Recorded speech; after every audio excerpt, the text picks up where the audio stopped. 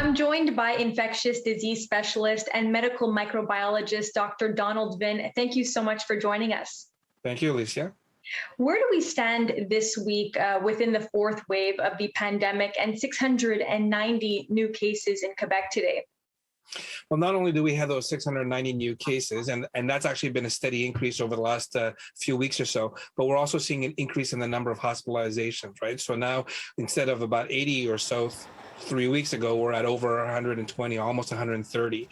So that's a bad sign. And of course, unfortunately, when you look at the people who are hospitalized, it is 3/4 or so people who are not adequately vaccinated. So this means that it's preventable.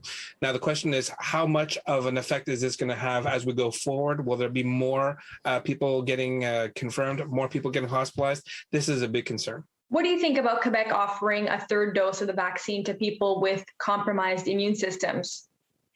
Yeah, so this is actually absolutely required. We have actually seen the data now for a few months that certain people with certain medical conditions don't respond well to having 2 doses of the vaccine.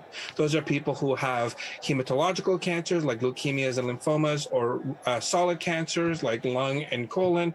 They're all people who have had transplants, people who've had dialysis.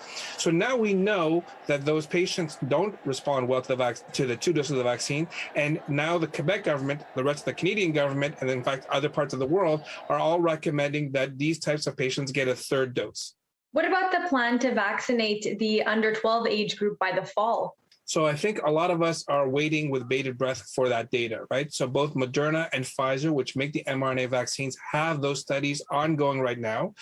We were actually anticipating that the results would be available now, or maybe even earlier in August, so that it can be rapidly reviewed and determined it to be safe and efficacious. And if so, then we roll out the vaccines.